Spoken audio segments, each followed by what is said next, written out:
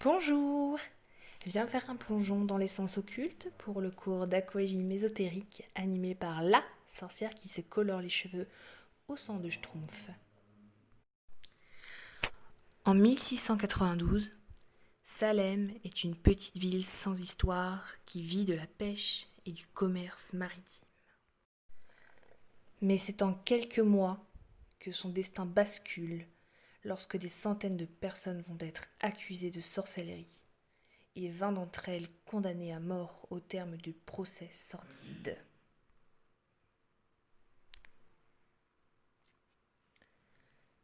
C'est aujourd'hui une charmante ville qui, par son histoire, est devenue assez touristique.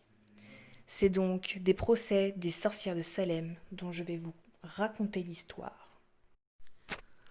Entre 150 et 300 personnes accusées de sorcellerie, 20 exécutées et une ville à jamais entachée, Salem. Nous sommes en 1692. Cette petite bourgade du Massachusetts est le théâtre des procès des sorcières de Salem, ou l'un des épisodes les plus terribles de l'histoire de la Nouvelle-Angleterre. Le procès se déroule en réalité dans une commune toute proche, à Denver. Toujours est-il que la ville de Salem portera toujours le deuil de cette période tragique et qui à jamais façonnera son destin. Tout commence lorsque 3 jeunes filles ont commencé à parler dans une langue inconnue, à traîner des pieds et à se cacher un peu partout.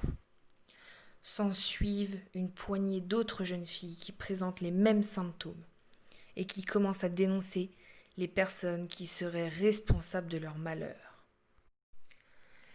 Alors, 3 femmes sont d'abord accusées de sorcellerie, suivies de bien d'autres.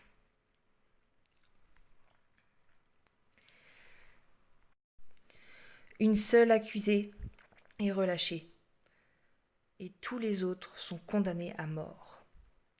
Seules quelques âmes qui plaident coupables ou alors qui dénoncent d'autres coupables éviteront la pendaison.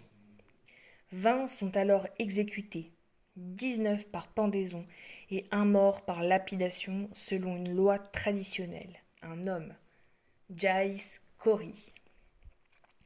Les autres terminent leur jour en prison. Plusieurs théories ont été avancées pour expliquer cette soudaine crise d'hystérie et les comportements troubles des différentes jeunes filles atteintes.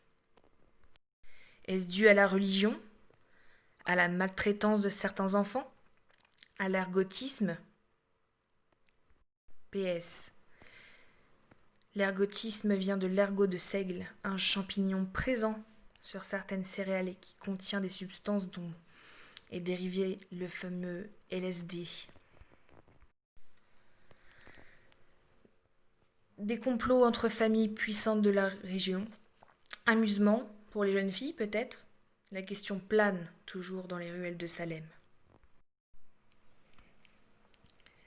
Quelques années plus tard, en 1700, dans son journal, l'un des juges, Samuel Sewall, né en 1652, décédé en 1730, reconnaîtra publiquement sa faute et celle des autres membres du jury. En 1953, Arthur Miller, voyant dans ce procès une conséquence du dogmatisme joint à la peur qui détourne les intelligences et les institutions, en fit le sujet de sa pièce de théâtre The Crucible, traduite en français sous le titre Les sorcières de Salem. Mon avis sur la question. En 1692, Salem est dirigé par les puritains. Ils ont la main mise sur tout. Certains d'entre eux ont bien caché leurs intentions pour acquérir leurs intérêts, garder leur rang social ou même monter des échelons. Et ils ont profité de la vague de procès pour détourner l'attention des petites gens, comme ils disaient, pour effectuer leurs affaires. Ces procès ont également permis au pouvoir en place, à Salem et dans les environs, d'inciter fortement la population à rejoindre l'Église. À l'époque, dirigée par des pasteurs, comme beaucoup d'églises aux États-Unis, également de nos jours. Car beaucoup d'Américains sont évangélistes, protestants, orthodoxes, les catholiques étant une minorité parmi toutes les branches chrétiennes. Les fidèles, du moins la population de manière générale, se sentaient plus ou moins obligés d'aller à l'église par peur d'être accusés. Je trouve ça logique, puisqu'une personne qui fuit les églises n'est certainement pas considérée du côté de Dieu. Croyant ou pas, pratiquant ou pas, à l'époque, il fallait se montrer plus assidu qu'à l'habitude pour ne pas éveiller les soupçons, surtout s'ils sont infondés. Car personne ne chercherait d'explication véritable en cas d'accusation. De nos jours à Salem, on peut retrouver différents lieux pour se souvenir de cette période, comme le Salem Witch Museum, le Witch Dungeon Museum, et évidemment le cimetière, parce que tout se termine là-bas. Ainsi que les nombreuses boutiques ésotériques qui ont fleuri au fil des années et qui représentent l'essence et l'histoire de Salem.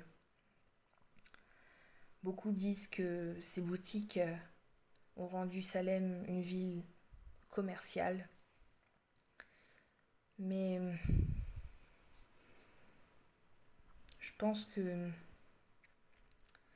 c'est une ville que beaucoup de sorciers et de sorcières aimeraient visiter un jour. Et c'est ainsi que se termine cette petite vidéo. J'espère qu'elle vous aura intéressé comme j'ai pu être passionnée par l'histoire de Salem. Si vous avez des questions, des suggestions, laissez-moi un commentaire et dites-moi le sujet que vous aimeriez me voir aborder sur la chaîne. N'hésitez pas aussi à mettre un petit like sur la vidéo, à vous abonner à la chaîne, pourquoi pas. Et puis à la partager. Vous venez de baigner dans les sens occultes. À bientôt.